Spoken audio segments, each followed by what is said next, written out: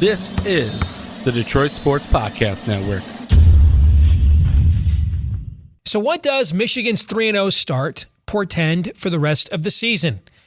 Let's discuss next on this week's episode of Michigan Podcast. But there's going to be one team that's going to play solely as a team. No man is more important than the team. No coach is more important than the team. The team, the team, the team. Looks deep for Anthony Clark.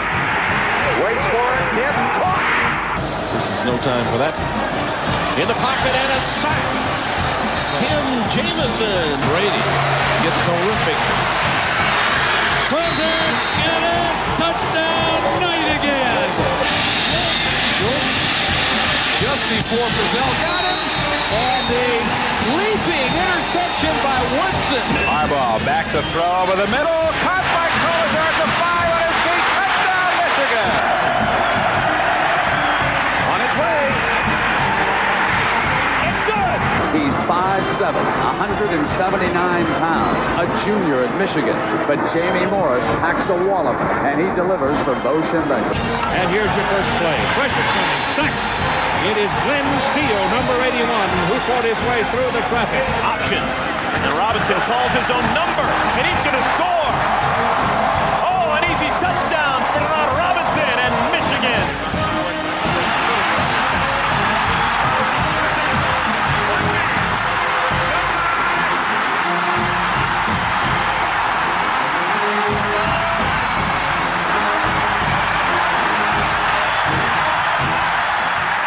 We're going to win it. We're going to win the championship again because we're going to play as a team. And when we play as a team and the old season is over, you and I know it's going to be Michigan again. Michigan.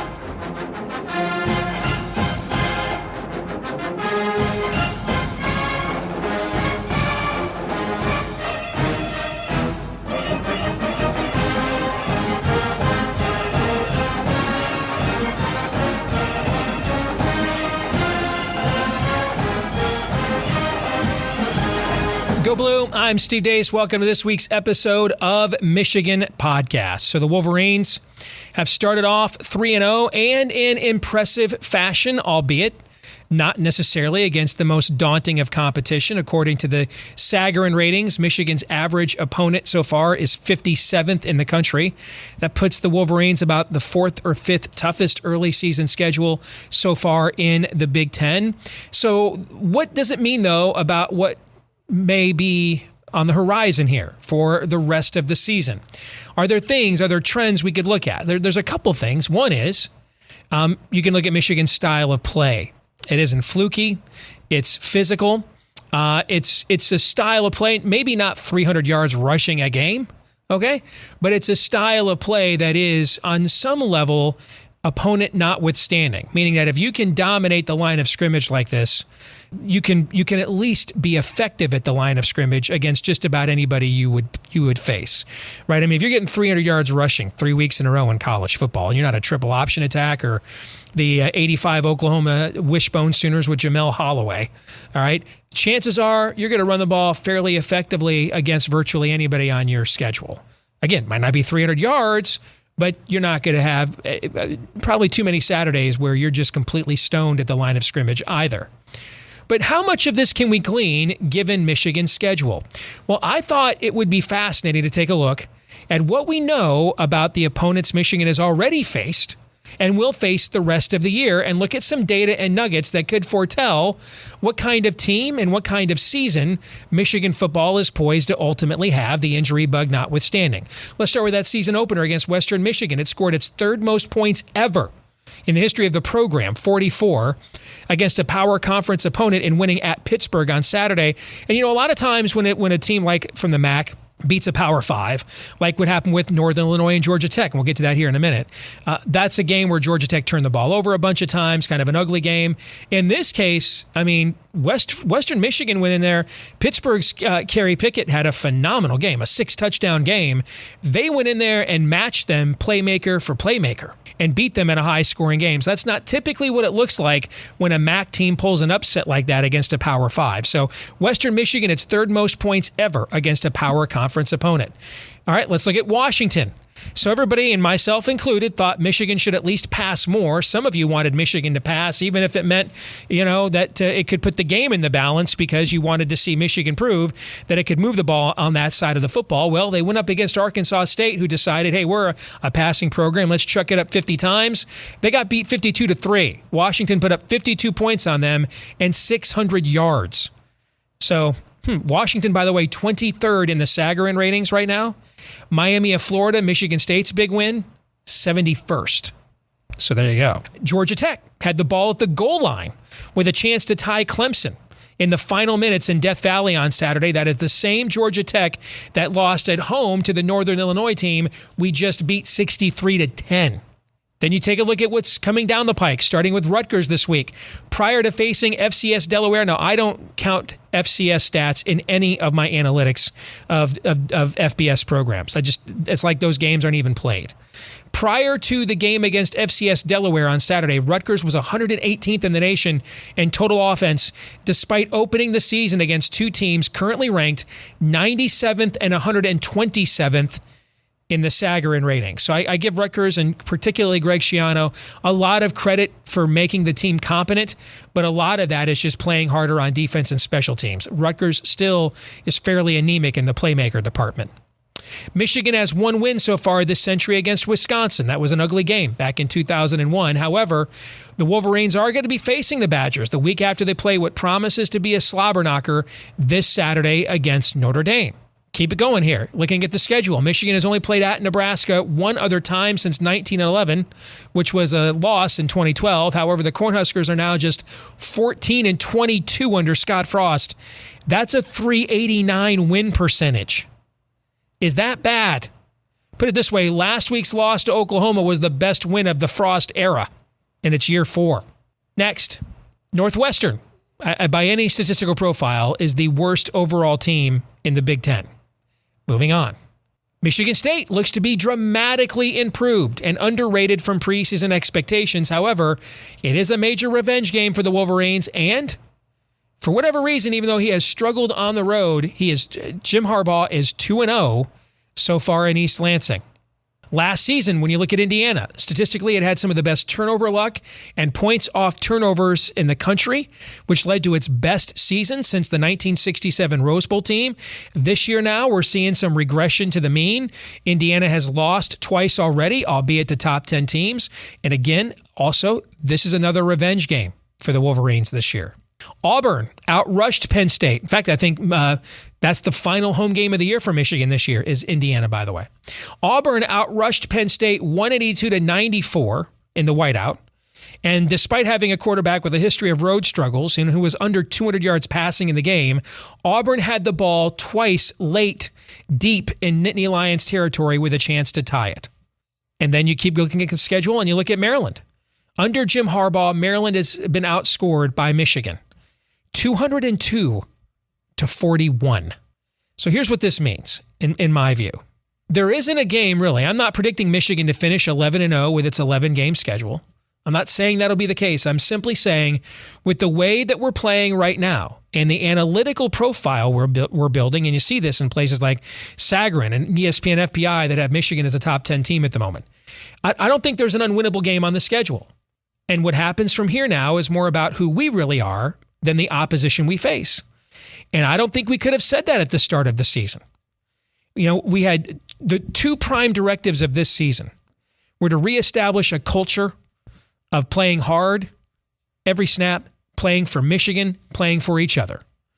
And then what's the identity of this program? And I think those two boxes have already been passed and checked. So I think that raises the floor for this team. I would have come into this season thinking 7 or 8 wins was the ceiling. I now think it's the floor.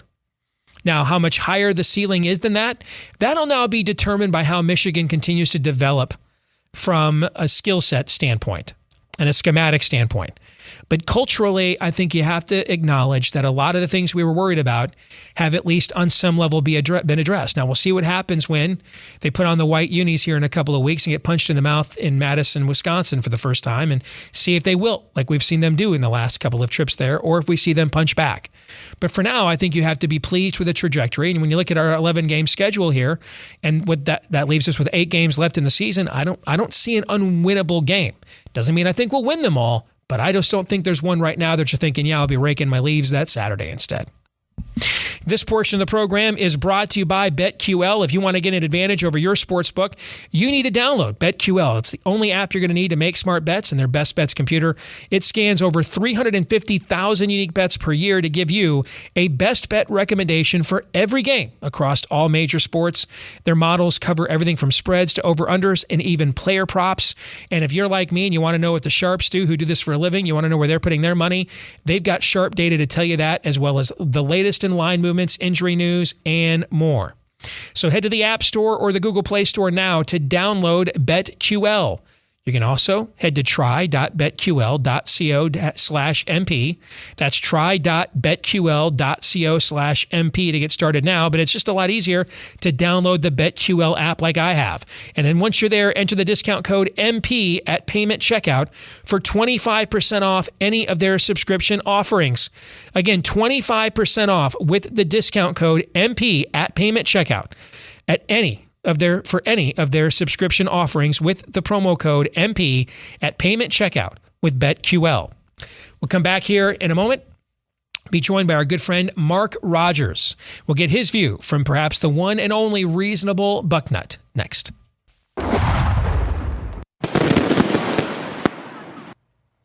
Time for this week's 10-minute war, a little homage to the 10-year war back when it was still a rivalry. It's not anymore.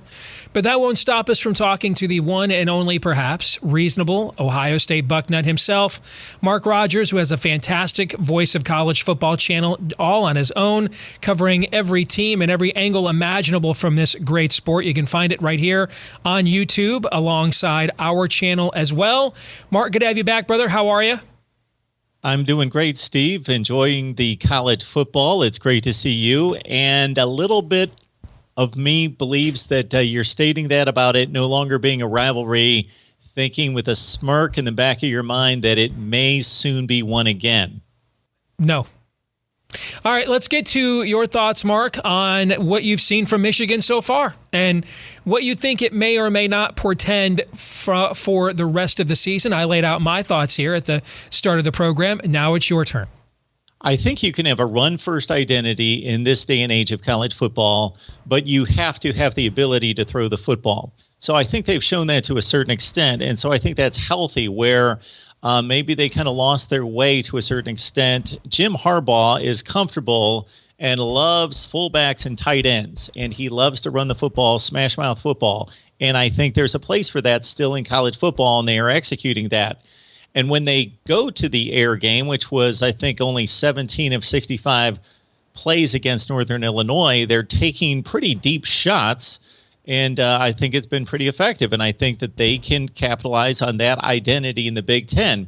Actually, what they are doing seems to be more in vogue in this conference, this particular season, among what has become the upper crust of the Big Ten, which is a very thick upper crust. Wisconsin, Penn State, Michigan, possibly Michigan State, Iowa, Wisconsin, that all those teams have identity in the defense first and foremost.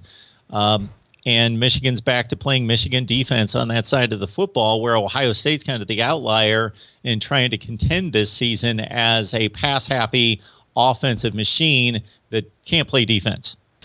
That's the issue. It's the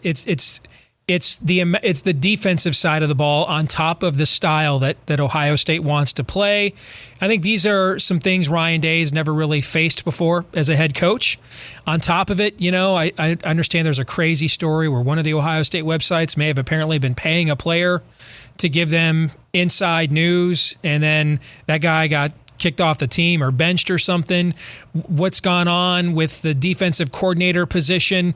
A guy he handpicked, and then he hands it over to a guy that was like a analyst for us just a few years ago.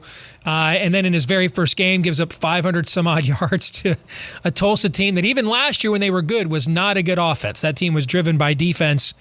So I think Ryan Day is going through a few things right now that with the roster that he inherited and the toys that he was given, he's just not had to face as a head coach before. And now he's got some time looking at that schedule to dig out from it and come up with some answers.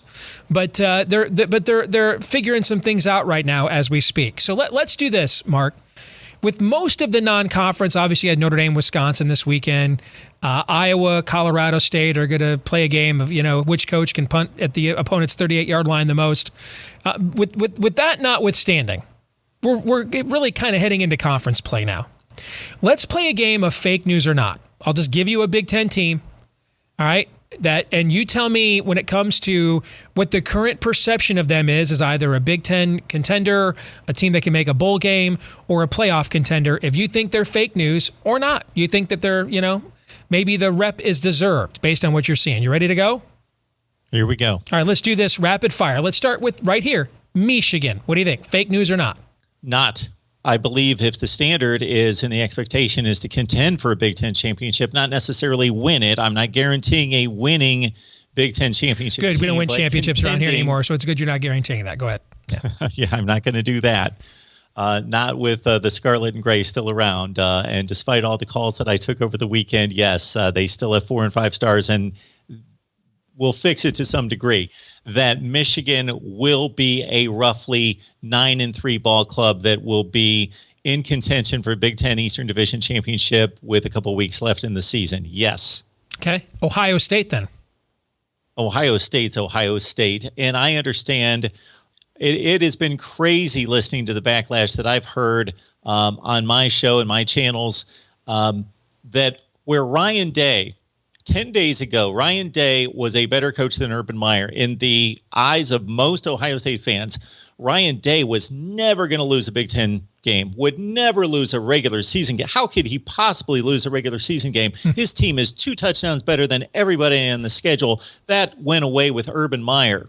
And now Ryan Day there are serious questions about Ryan Day's ability to lead a program and that Ohio State is falling off the map.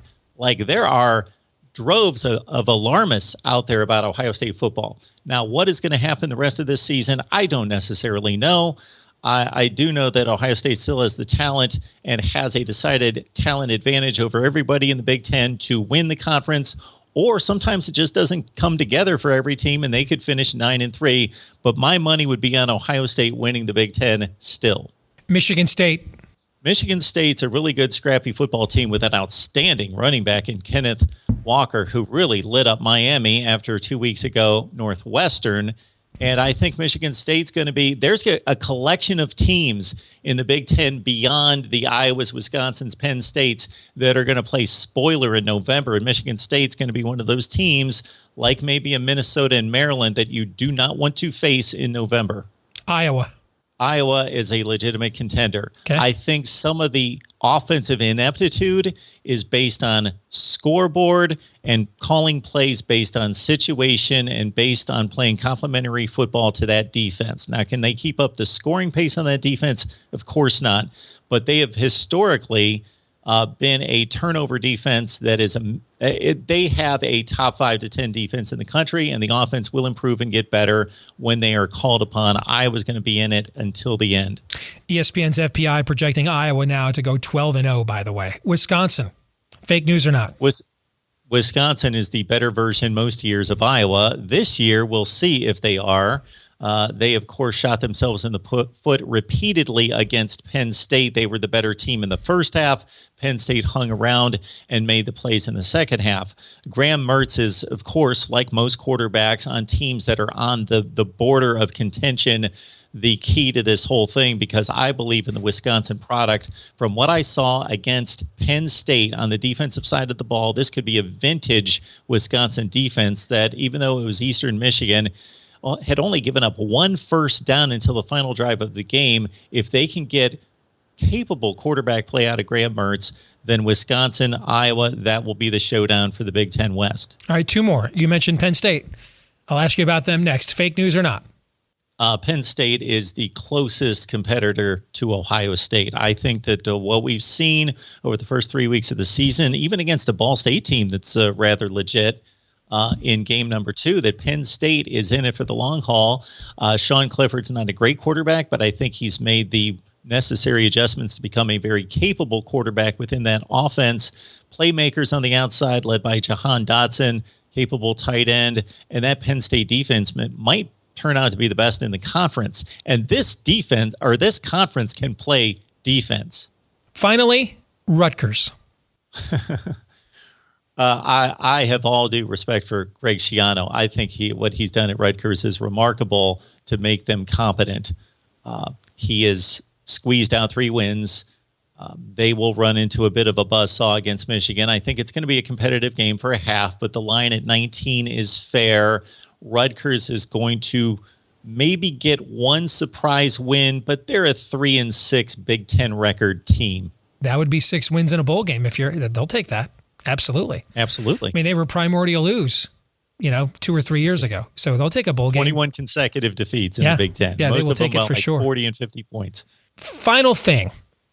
End of the Big Ten season, the biggest surprise could be a player, team, coach firing. Biggest surprise will be what? I think that Maryland has the capability to pull off a major upset in this conference. I think that they showed us last week against Illinois that they can play defense. They've recruited on that side of the ball, that they've got 2 tremendous playmakers at wide receiver. And when Talia's hot at quarterback, I expect them to have one shocker in their hip pocket for the Big Ten race in November. Mark, great stuff as always, brother. Good to see you. Thanks for joining us and being a part of the program here on Michigan Podcast. Always good to see you, Steve. You bet. Hey, folks, week 3 of football is now in the books, and now it's time to review the tape and get ready for week 4 with DraftKings Sportsbook, an official sports betting partner of the NFL. And to kick off another action-packed week, DraftKings is giving new customers $150 instantly when you bet $1 on any football game. Listen up, because you don't want to miss this. Just head to the DraftKings Sportsbook app now and place a bet of $1 on any Week 1 game to receive $150 in free bets instantly. If the sportsbook is not yet available in your state, DraftKings still has huge cash prizes up for grabs all season long with their daily fantasy contests, and they're giving all new customers a free shot at millions of dollars in total prizes with their first deposit. So download the DraftKings Sportsbook app now and use promo code Michigan Podcast, all one word, to receive $150 in free bets when you place a $1 bet on any football game. That's promo code MP this week at DraftKings Sportsbook, an official sports betting partner of the NFL. Must be 21 or older. New Jersey, Indiana, or Pennsylvania only. New customers only. Minimum $5 deposit and $1 wagered, 1 per customer. Restrictions apply. See DraftKings.com/sportsbook for details. Gambling problem? Call 1-800-GAMBLER, or in Indiana, 1-800-9-WITH-IT. This week's Twitter poll result, we asked you, we're putting the over-under on Big Ten wins for Michigan at 5.5 out of 9 games. Are you taking the over or the under? Meaning you think Michigan will win at least 6 games in the Big Ten, which would mean at least a 9-win season. 76.9% of you are taking the over. I mean, I would take the over now too, but I don't know that I would do it that much confidence. Only 23.1% of you are taking the under. Slow your roll a little bit. That brings us to our feedback of the week here, and it comes from Jacob Heminger, who says, I had the team at 9-3 to start the year, and I'm really starting to think 10-2. Wisconsin is not a powerhouse, and Penn State, while good, isn't dominating either. And OSU, well, we'll see come the last week of November. All this equals every game is realistically winnable right now. I agree, as I said here at the top of the program. I now believe that all 11 of Michigan's games this season are winnable. I do think an 11-0 record is possible. I don't know where people are coming up with a 12-game projected season for Michigan. I mean, but, we've experienced a lot of data errors as a country and a culture the last few years. But I agree, Jacob. That doesn't mean I think they'll win them all, but I came into the season not thinking that all 11 games on Michigan's schedule were winnable, but now I do think that all 11 games are winnable. Whether they win them all or not remains to be seen, but I think they're all winnable. And that is absolutely progress. That means the floor has been raised from where we had it at the start of the season. All right, that's going to do it for this week's edition of Michigan Podcast. And once again, thank you to our sponsor, BetQL. It's the only app you're going to need to beat your sportsbook. Find their information along with a 25% off discount code in the description of this video. And also check out the special BetMGM offer in the description in order to receive a free year of BetQL and other sportsbook sign-up offers and bonuses. BetQL is the #1 app to compare betting odds and is a must-get if you want to beat your sportsbook this football season. Please like, rate, subscribe, 5-star review, share, follow, etc. Whatever applies to however you access this program each week via iTunes, YouTube, Stitcher, Google Play, etc. We appreciate all of you. Please help us to find more and more Michigan fans just like you. Until next time, hopefully we're talking about a 4-0 start. I'm Steve Deace. Go Blue.